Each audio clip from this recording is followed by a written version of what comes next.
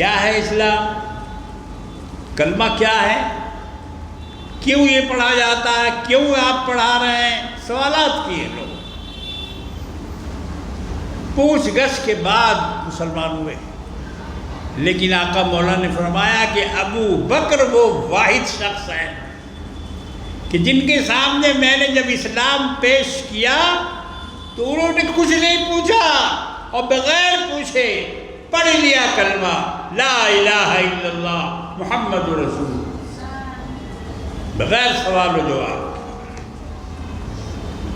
یہ سب آپ لوگ سنتے جائیے، آگے کام آئے گا، بیان جب آگے چلے گا انشاءاللہ تو اس وقت کام آئے گا اگر یہ یاد رکھیں گے آپ کہ سب نے بحث کی، جس کے سامنے حضور نے اسلام کو پیش کیا اس نے سوال و جواب کیا، پوچھ تاچھ کی، لیکن اللہ کے رسول فرماتے ہیں کہ ابو بکر وہ واحد شخص ہے، وہ واحد شخص ہیں کہ جنہوں نے سوال و جواب نہیں کیا، بلکہ جیسے ہی میں نے ان کے سامنے اسلام کو پیش کیا انہوں نے فوراً قبول کیا۔ یہ وہ ہیں صدیق اکبر رضی اللہ تعالیٰ، ابو بکر صدیق خلیفہ اول بلا فصل، بلا فصل یہ خلیفہ ہیں۔ جو لوگ کہتے ہیں کہ حضرت علی خلیفتہ بلا فصل اور اس کے لیے اذان دیتے ہیں، پکارتے ہیں اذان میں بھی، یہ غلط ہے، تاریخ کے اعتبار سے بھی غلط ہے۔ آپ دیکھیے، کتاب کھول کے دیکھیے کہ حضور کے بعد خلیفہ کون بنا، صحابہ نے کن کے ہاتھ میں بیعت کی؟ ابو بکر کے ہاتھ پر۔ اللہ کے رسول نے اپنی بیماری کے حالت میں جب حضور نماز پڑھانے کے قابل نہیں رہے، مسجد جانے کے قابل نہیں رہے، تو حضور نے فرمایا کہ میں نہیں جا سکوں گا۔ اماں عائشہ سے کہا، عائشہ ان کی بیٹی ہیں، حضور کی بیوی ہیں، کہا کہ جاؤ ابو بکر سے کہو کہ نماز پڑھائیں میری جگہ پر۔ عائشہ صدیقہ رضی اللہ تعالیٰ عنہ کہنے لگی کہ یا رسول اللہ، میرے باپ بہت رقیق القلب ہے، نرم دل ہے، وہ آپ کی جگہ پر کھڑے نہیں ہو سکیں گے، کسی دوسرے کو کہیے، کسی اور کو کہیے، ابا نہیں کر پائیں گے یہ۔ آقا مولا صلی اللہ علیہ وسلم نے غصے کا اظہار فرمایا، کہا کہ عائشہ میں کہہ رہا ہوں جاؤ ابو بکر سے کہو کہ وہ لوگوں کو نماز پڑھائیں۔ مروا بابا بکر فلیصلی بالناس، کہو ابو بکر کو لوگوں کو وہ نماز پڑھائیں۔ اب ان لوگوں کو خیال کرنا چاہیے کہ جو لوگ خلیفتہ بلا فصل کا نعرہ ابھی بھی لگا رہے ہیں، 1400 سال کے بعد بھی ابھی بھی نعرہ لگا رہے ہیں اور حضرت علی کے بارے میں بول رہے ہیں کہ وہ خلیفتہ بلا فصل ہے۔ جب حضور نے نماز کا حکم دیا تو وہاں حضرت علی نہیں تھے، مدینے میں حضرت علی تھے کہ نہیں تھے؟ پوچھو ان اذان دینے والوں سے، پوچھو کہ وہاں علی موجود تھے یا نہیں،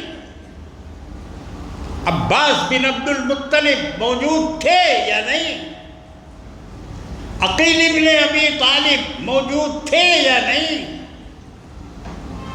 یہ تمام ہاشمی، یہ تمام رشتہ دار، یہ سارے کے سارے مدینے سے باہر گئے ہوئے تھے، کوئی نہیں تھا وہاں پر۔ کیوں کہا مروا بابا بکر، ابو بکر کو کہو فَلْيُصَلِّ بِالنَّاسِ، وہ لوگوں کو نماز پڑھائے۔ علی کو کیوں نہیں کہا؟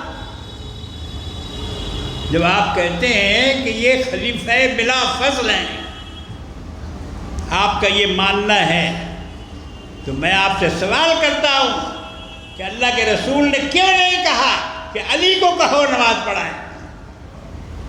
ایسا کہا؟ ایسا حکم کہیں دکھاؤ گے؟ کسی کتاب میں لکھا ہوا ہے؟ یہ حکم صحابہ کا نہیں تھا، یہ حکم کسی اور کا نہیں تھا، یہ حکم تھا جناب محمد رسول اللہ صلی اللہ تعالی علیہ وسلم کا کہ ابو بکر سے کہو نماز پڑھائیں۔ حضرت ابو بکر نے حضور کی زندگی میں 17 وقت کی نماز مدینہ میں پڑھائی مصلی رسول پر۔ ایک دفعہ حضور بیماری کی حالت میں اٹھ نہیں پاتے تھے، کھڑے نہیں ہو پاتے تھے، کہا کہ مجھے وضو کراؤ۔ آپ کے لیے پانی لایا گیا، آپ نے غسل فرمایا۔ ادھر جماعت شروع ہونے والی تھی، حضور نے فرمایا کہ میں مسجد جاؤں گا، مسجد میں نماز پڑھوں گا۔ 2 آدمیوں کے کندھے پر ہاتھ رکھ کر مسجد نبوی کے اندر آپ تشریف لے گئے۔ ابو بکر نماز پڑھا رہے تھے، حضور ان کے بغل میں جا کے بیٹھ گئے۔ ابو بکر پیچھے ہٹنے لگے، حضور کو دیکھ کر مصلی سے پیچھے ہٹنے لگے، مگر اللہ کے رسول نے ان کو منع کیا اور کہا کہ اپنے مقام پر رہو، انت مکانک، جہاں تم کھڑے ہو وہیں کھڑے رہو۔ اب حضور نے وہاں بیٹھ کے نماز پڑھائی تو حضور کی ابتدا ابو بکر کر رہے تھے اور ابو بکر کی ابتدا تمام مصلیان کر رہے تھے۔ انت مکانک، تم اپنے مقام پر کھڑے رہو۔ رسول اللہ نے ان کو پیچھے ہٹنے سے منع کیا، نماز توڑنے سے منع کیا، مصلی چھوڑنے سے منع کیا، اور کہا کہ یا ابو بکر انت مکانک، وہ تمہاری جگہ ہے، تم وہاں کھڑے رہو، نماز پڑھاؤ۔ تو 2 رکعت ہو چکی تھی، 2 رکعت ابو بکر پڑھا چکے تھے، اس کے بعد حضور تشریف لائے تھے آخری 2 رکعت میں۔ تو آخری 2 رکعت نبی کریم صلی اللہ علیہ وسلم نے پڑھائی۔ دیکھو یہ ایسی نماز ہے کہ جس میں 2 رکعت ابو بکر نے پڑھائی اور 2 رکعت حضور نے پڑھائی۔ کیسے لوگ بھول جاتے ہیں ان واقعات کو، اور کیسے ان کے دماغ میں نہیں آتا، کیسے وہ نہیں سوچتے اس کو کہ یہ بھی ہوا ہے۔ بہرحال ہجرت کا حکم ہو گیا، اللہ کے رسول نے ابو بکر کے گھر پر جا کر دوپہر کے وقت، حالانکہ عرب والے دوپہر کے وقت گھر نہیں نکلتے، کسی کے گھر نہیں جاتے، مگر عین دوپہر کے وقت نبی کریم صلی اللہ علیہ وسلم ابو بکر کے گھر پر گئے اور جا کر دروازہ کھٹکھٹایا، ان سے کہا، باہر نکلے کہ ایسے اتنی گرمی میں آپ دوپہر کے وقت آئے؟ حضور نے فرمایا کہ ہجرت کا حکم ہو گیا۔ ابو بکر ہجرت کا حکم ہو گیا ہے، میں تمہیں خبر دینے آیا۔ فوراً ابو بکر نے کہا کہ یا رسول اللہ، مجھے بھی آپ کے ساتھ جانے کا شرف حاصل ہوگا، میں بھی چلوں گا؟ حضور نے فرمایا کہ ہاں تم بھی چلو گے میرے ساتھ۔ ابو بکر نے پہلے سے سواری تیار کر رکھی تھی. نبی کریم صلی اللہ علیہ وسلم رات کو نکلے اپنے گھر سے، اور اس دن مکہ والوں نے فیصلہ کیا تھا کہ ہر قبیلے کا ایک ایک جوان، ایک ایک بہادر آج جا کر پورا گھیراؤ کر کے اور محمد کے ٹکڑے ٹکڑے کر رہا تھا تاکہ یہ قصہ ہی ختم ہو جائے. ان لوگوں نے آپس میں یہ مشورہ کیا، تو ادھر ان کا مشورہ ہو رہا تھا اور ادھر اللہ کی تدبیر ہو رہی تھی کہ یہ موقع ہے نکلنے کا گھر سے. جب کاشانہ نبوت کو چاروں طرف سے دشمنوں نے گھیر لیا، اللہ نے فرمایا کہ اب نکلے. خدا کا کام ایسے ہی ہوتا ہے، اللہ کا کام ایسے ہی ہوتا ہے. قدرت والا ہے نا، اس نے اپنی قدرت کا جلوہ دکھایا کہ جب لوگ نہیں آئے تھے گھر کو گھیرنے کے لیے تو اس وقت حکم نہیں ہوا کہ نکلیے، مگر اس وقت حکم دیا اللہ نے جب ان کے گھر کو گھیر لیا گیا تھا. حضور وہاں سے نکلے اور اپنے بستر پر سیدنا علی مرتضیٰ کرم اللہ تعالی وجہ کو سلا دیا. وہ بستر پر سلانا معمولی بات نہیں تھی. علی جانتے تھے کہ دشمن چاروں طرف تلوار لے کر کھڑے اور حضور نکلے جا رہے ہیں، تو اب وہ دشمن ان کے اوپر پل جائیں گے. تو حضور کے بستر پر سونا اس وقت آسان نہیں تھا، آسان نہیں تھا.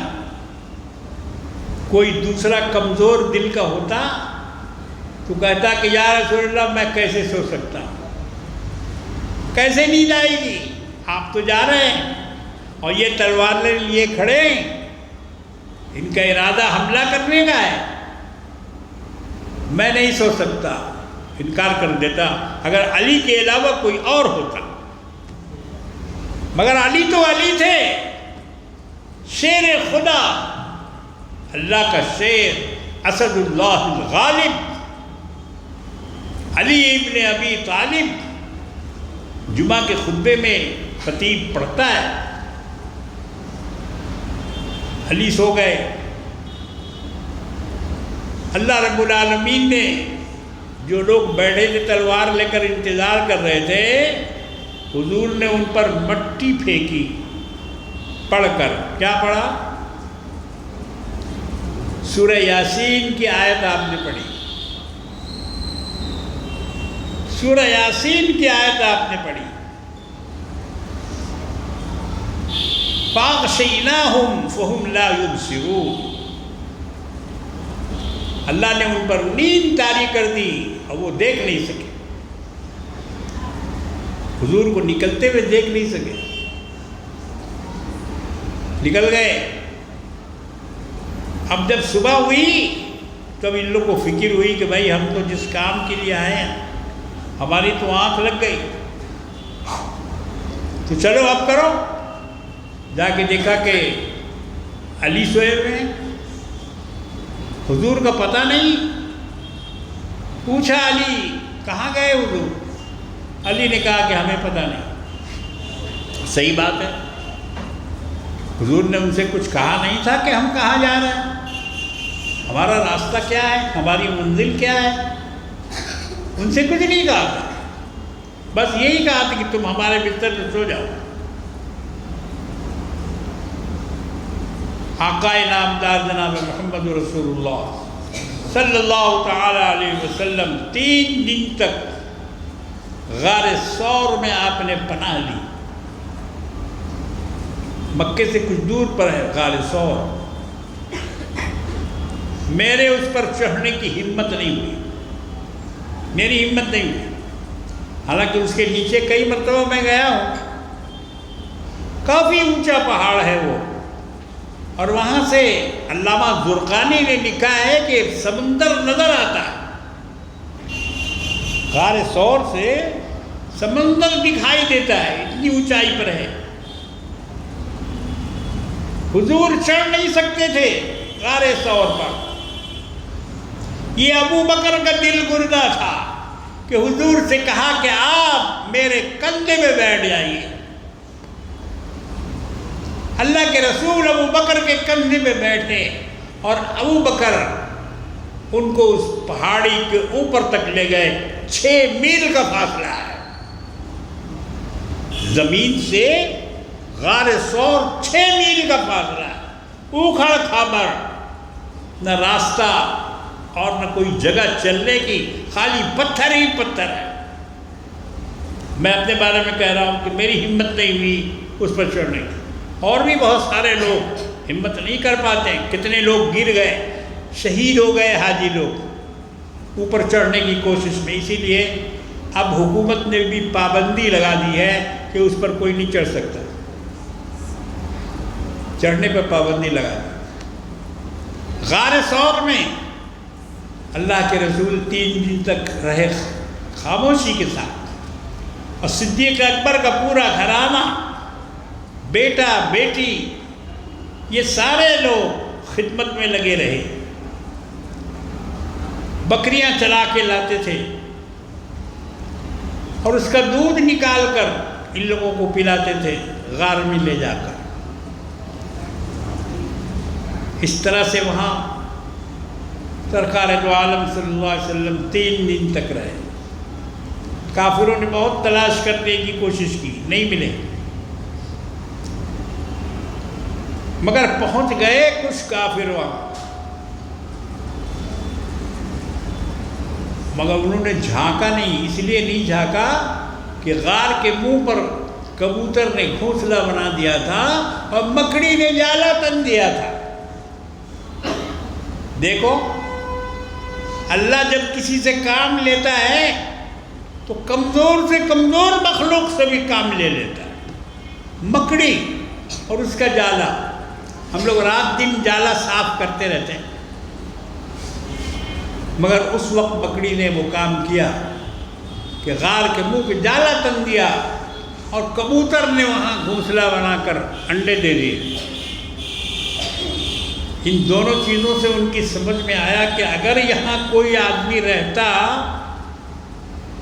اس میں کوئی سائنٹسٹ بھی ہوگا، اس نے اپنی سائنس لگائی کہ بھائی اس میں کیسے آدمی جا سکتا ہے، یہ تو مکڑی نے جالا تنا ہوا ہے اور کبوتر نے انڈا دے کے رکھا ہے، بیٹھی ہوئی ہے اس کے اوپر، تو اگر کوئی آدمی اس میں داخل ہوتا تو وہ جالا ٹوٹ جاتا اور وہ کبوتر اڑ جاتے وہاں سے، اس لیے یہاں مت تلاش کرو، چلو واپس چلو۔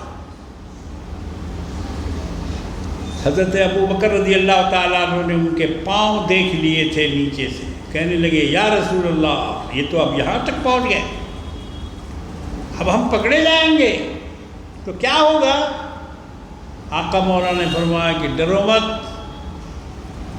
لا تحزن ان اللہ معنا، گھبراؤ نہیں ابو بکر، ہمارے ساتھ اللہ ہے، اللہ کی مدد ہے۔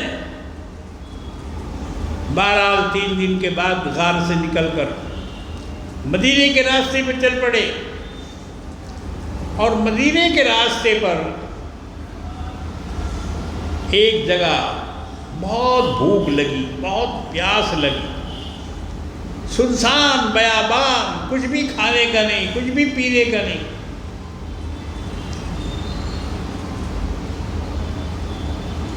ایک خیمہ دیکھا، ایک عورت کا خیمہ تھا، ام معبد، وہ عورت راستے پر بیٹھی رہتی تھی، آنے جانے والے مسافروں کی مدد کرتی تھی، ان کو پانی پلاتی تھی، دودھ پلاتی تھی، بکریوں کا کاروبار تھا ان کے شوہر کا، بکریاں چرانے کا کام کرتی تھی۔ حضور نے اس کے خیمہ میں جھانکا، ام معبد نے کہا کون؟ کہا کہ میں محمد مکے سے آ رہا ہوں۔ تمہارے پاس کچھ کھانے پینے کا ہے؟ کہا کہ کچھ بھی نہیں ہے۔ ایک بکری کھڑی ہوئی تھی، ایک بکری کھڑی ہوئی تھی۔ کہا کہ یہ بکری تو ہے؟ کہا کہ یہ بالکل سوکھی ہوئی بکری ہے، یہ دودھ کچھ نہیں دیتی اور اتنی کمزور بوڑھی ہو گئی ہے کہ یہ چرنے کے لیے ساتھ جا بھی نہیں سکتی، اس لیے یہ یہاں بیچاری کھڑی ہوئی۔ حضور نے کہا کہ اسی بکری کو لاؤ۔ لائی گئی بکری۔ حضور نے کہا کہ برتن لاؤ۔ معبد نے برتن دیا، آپ نے بسم اللہ الرحمن الرحیم پڑھ کر اس بوڑھی بکری کے تھنوں پر ہاتھ پھیرا اور دودھ نچوڑنا شروع کیا تو پورا برتن دودھ سے بھر گیا۔ اللہم صلی علی سیدنا و مولانا محمد النبی الامی و آلہ و اہل بیتہ وصحبہ وبارک وسلم۔ سوکھی ہوئی بکری اور اس کے دودھ سے برتن بھر گئے۔ حضور نے فرمایا معبد اور برتن ہیں؟ لاؤ۔ اور برتن اس نے دیا، اس میں بھی حضور نے دودھ کو بھرا۔ ابو بکر سے کہا کہ لو ابو بکر پیو۔ معبد سے کہا کہ لو معبد پیو۔ اتنا دودھ اس میں سے نکلا۔ بخاری شریف میں معبد نے سرکار دو عالم صلی اللہ تعالی علیہ وسلم کا جو حلیہ مبارک بیان کیا ہے اور اس میں جو درج ہے، ایسی کسی بھی شخص نے اس طرح سے حضور کا حلیہ بیان نہیں کیا۔ وہ اپنی جگہ پر ایک الگ چیپٹر ہے۔ سارے صحابہ میں حضور کا سراپا سر سے لے کے پاؤں تک معبد نے جو نقشہ کھینچا ہے۔ شوہر جب آیا کہا کون تھے؟ حضور اس وقت چلے گئے تھے، تو اس نے قصہ بتایا کہ اس طرح سے دودھ انہوں نے دہا اور پیا۔ تو پوچھا کہ کون تھے؟ اب معبد نے ان کا پورا قصہ سنانا شروع کیا اور ان کا حال بیان کیا، ان کی شکل، ان کی صورت، ان کی رنگت، ان کی گفتگو، ان کا کردار، ان کا اخلاق، ایک ایک چیز کو معبد نے بیان کیا۔ کتابوں میں آج بھی درج ہے، کسی صحابی نے ایسا نقشہ نہیں کھینچا سرکار دو عالم صلی اللہ علیہ وسلم کا جو معبد نے کھینچا۔ بہرکیف میرے بزرگوں اور دوستوں، بات لمبی ہے، اس لیے میں اس کو آج یہیں پہ ختم کر رہا ہوں کہ وہاں سے حضور مدینہ پہنچ گئے۔ مدینے کے لوگ انتظار میں تھے اور مدینے میں بنو نجار کی بیٹیاں طلع البدر علینا وہ گا رہی تھی دف بجا کر اور حضور کا استقبال کر رہی تھی۔ اس طرح سے شاندار استقبال مدینے والوں نے کیا۔ سرکار دو عالم صلی اللہ علیہ وسلم نے وہاں پہنچ کر سب سے پہلے مسجد بنائی، مسجد کی تعمیر کی، مسجد نبوی یہ سب سے پہلے بنائی۔ امہات المومنین کے حجرے بنائے، ان کے رہنے کی جگہ بنائی۔ اب مدینہ دارالاسلام ہو گیا ہے۔ مدینہ دارالاسلام، دارالخلافہ، اسلام کا سب سے پہلا وہ مدینہ طیبہ کو اس کا شرف حاصل ہوا۔ انشاءاللہ کل کی مجلس میں اس کے آگے میں آپ کے سامنے عرض کرنے کی کوشش کروں گا۔ اللہ تبارک و تعالیٰ سے ہم لوگ دعا کریں، آئیے ہم سب مل کے دعا کریں، اللہ پاک ہم لوگوں کو دین کی سمجھ عطا فرمائے۔ الحمدللہ رب العالمین والعاقبۃ للمتقین والصلاة والسلام علی رسولہ الامین وعلی آلہ واصحابہ اجمعین۔ الہ العالمین رب العالمین ارحم الراحمین، اپنے فضل و کرم کے صدقے اور کفیل ہم گناہگاروں کے تمام گناہوں کو معاف فرما دے۔ اے اللہ ہماری غلطیوں کو معاف فرما، اے اللہ ہماری نافرمانیوں کو درگزر فرما۔ پروردگار عالم ہمیں علم عطا فرما، اچھی سمجھ عطا فرما۔ اے اللہ اپنا دین ہمارے دلوں میں ڈال دے۔ یا اللہ جن کا ذکر ہم کر رہے ہیں، یا اللہ ان کی فضیلت ہمارے دلوں میں قائم فرما دے، ان کی عزت اور ان کی عظمت ہمارے دلوں میں قائم فرما دے۔ اللہ ان کے راستے پہ چلنا ہمیں نصیب فرما۔ یا اللہ بیماروں کو شفا عطا فرما۔ جن لوگوں نے دعاؤں کے لیے کہا ہے، ہماری ماں بہنوں نے، ہمارے بزرگوں نے، یا اللہ ان سب کی دعاؤں کو قبول فرما۔ سب کے بیماروں کو شفا عاجلہ کاملہ بالقوت عطا فرما۔ پروردگار عالم دارالقرآن مدرسہ عظمتیہ کو دن دونی رات چوگونی عروج و ترقی عطا فرما۔ یا اللہ اس کے عروج و ترقی کو استحکام اور پائیداری نصیب فرما۔ اللہ رب العالمین اس کی مدد کرنے والوں کی مدد فرما، ان کے بال بچوں کی مدد فرما۔ یا اللہ جو لوگ اس مدرسے کی امداد کر رہے ہیں، ان امداد کرنے والوں کی تو مدد فرما۔ پروردگار عالم اپنے فضل و کرم کے صدقے اور کفیل ہم گناہگاروں کی دعاؤں کو قبول فرما۔ ربنا تقبل منا انک انت السمیع العلیم، وآخر دعوانا الحمد للہ رب العالمین۔